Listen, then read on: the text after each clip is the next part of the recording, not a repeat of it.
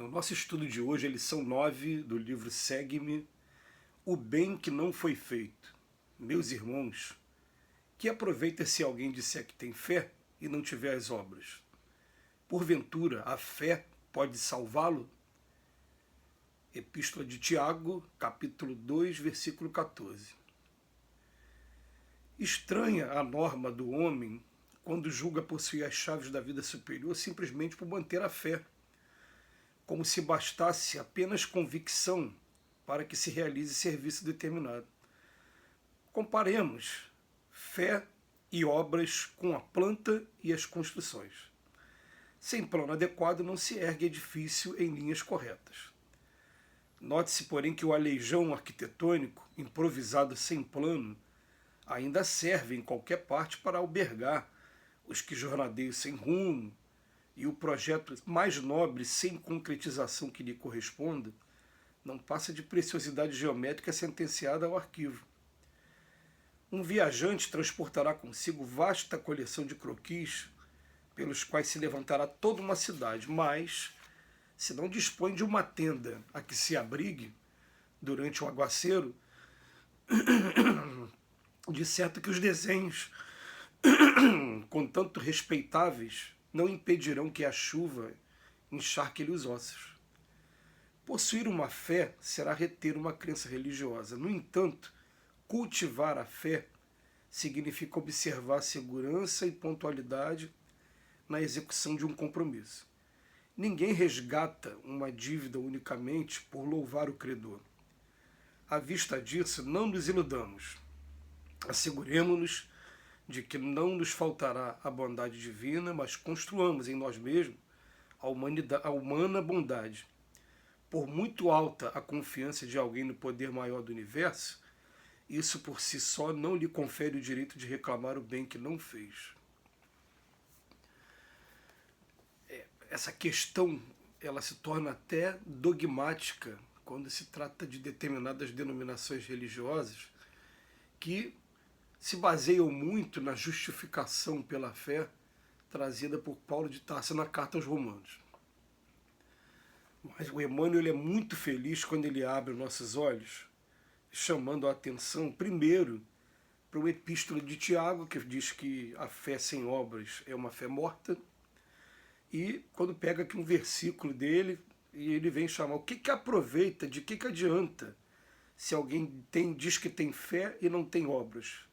Porventura a fé pode salvá-lo?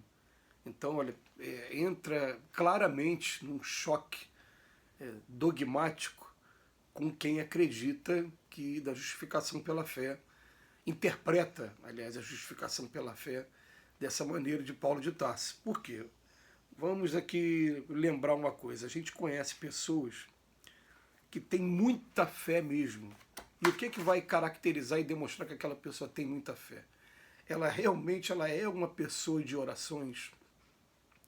Ela pode já ter tido alguma experiência pessoal, e quando você tem uma experiência pessoal, ninguém tira essa experiência de você, por mais que as pessoas tentem te convencer até de que você está louco, está vendo ilusões, a experiência pessoal ninguém tira. Então, a pessoa constrói a fé dela dentro dessa experiência que ela teve. Por exemplo, eu me lembro de uma cantora baiana e famosa aqui do Brasil, que ela mudou completamente o comportamento dela quando ela teve uma experiência espiritual e que ela descreve como ela tendo visto Deus pessoalmente.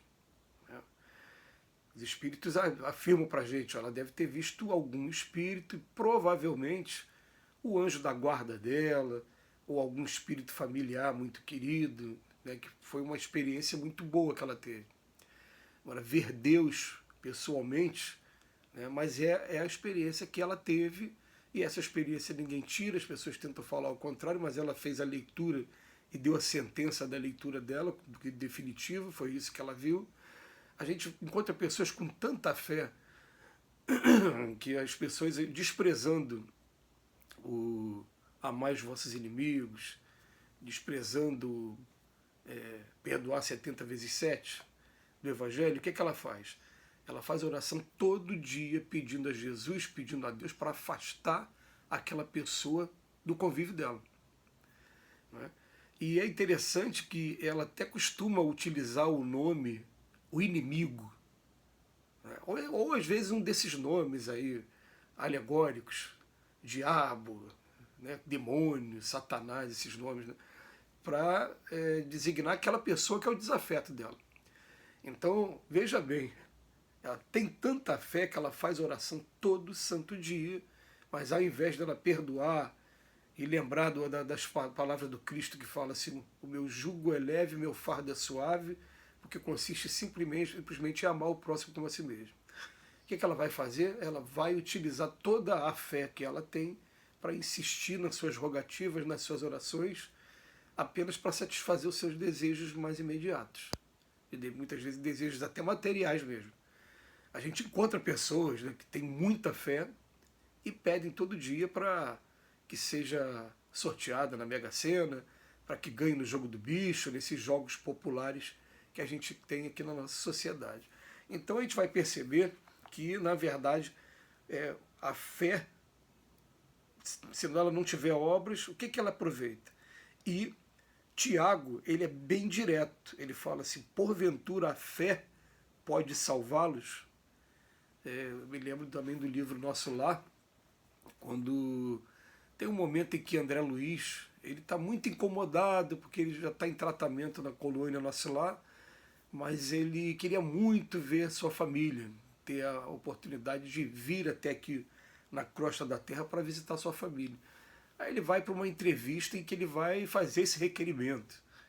E antes dele aparece uma senhora também, porque o atendimento era em duplo, e uma senhora foi atendida antes dele. Então, quando chega na vez da senhora, ele fica de longe, mas ouvindo a conversa que está tendo entre o entrevistador e essa senhora, o entrevistador fala assim, mas a senhora teve muita fé realmente, mas chegava na igreja, não tolerava determinada pessoa, e por conta de ter uma dificuldade enorme de relacionamento, a senhora não fez nada. Aí foi quando, pela primeira vez, se falou em bônus horas. A gente não sabia o que era isso, bônus hora. E é bom até que a gente também não saiba, para que não tenha interesse no bônus hora, para que ele aconteça naturalmente, né, quando a gente tiver que adquirir mais. O bônus hora nada mais é do que um mérito que a pessoa tem por estar empregando o seu tempo em alguma coisa útil. E está dizendo que isso conta como se fosse uma moeda de troca quando a gente estiver no plano espiritual, já que lá não vai ter dinheiro. Lá o que vai fazer a diferença é o quê? O que a gente carrega no coração, as diferenças que a gente fez na vida das pessoas. Então, quer dizer, ali mostrou claramente para essa senhora, falou, olha, mas a senhora perdeu esse tempo todo. E o Emmanuel, para poder criar uma imagem mental, ele faz uma comparação com uma obra. De que adianta o arquiteto colocar no papel, e vale muito, né? Sempre a gente começar a fazer qualquer empreendimento tendo um planejamento mínimo. Olha, é isso aqui que eu quero fazer. E quem estiver executando, o pedreiro, o engenheiro, né, vai olhar para aquilo ali, ótimo. Mas enquanto você tem somente a planta, ele fala aqui para a gente, você vai ficar com uma preciosidade geométrica, mas sentenciada ao arquivo. Vai ficar guardado ali, não vai ser utilizado nunca. E ele vem falar aqui para a gente, né, do viajante que anda com um monte de croquis, um monte de planejamento, mas se não tiver um lugar que abrigue aquele planejamento, o que vai acontecer? Vai vir uma chuva forte, vai vir alguma coisa, vai acabar com aquele planejamento todo aquele trabalho de arquitetura, que é um trabalho que a gente admira e gosta bastante. Ele vem dizer aqui para a gente, ó, possuir uma fé será reter uma crença religiosa. No entanto, cultivar a fé significa observar segurança e pontualidade na execução de um compromisso. Tenho dito constantemente para alguns amigos e parentes de outras religiões. Vá para a sua religião, onde seu coração bate. Procure o padre, o pastor, quem estiver representando, e fala, eu não quero só vir aqui para assistir missa, culto. Eu quero participar, eu quero trabalhar também. Trabalhar como? Eu vou visitar as pessoas que estão mais necessitadas. Eu vou montar núcleos de estudo. Eu vou procurar núcleos de apoio a quem vier buscar ajuda. Enfim, vamos trabalhar. Vamos arregaçar a manga em qualquer lugar que a gente esteja. Que Jesus nos abençoe hoje e sempre.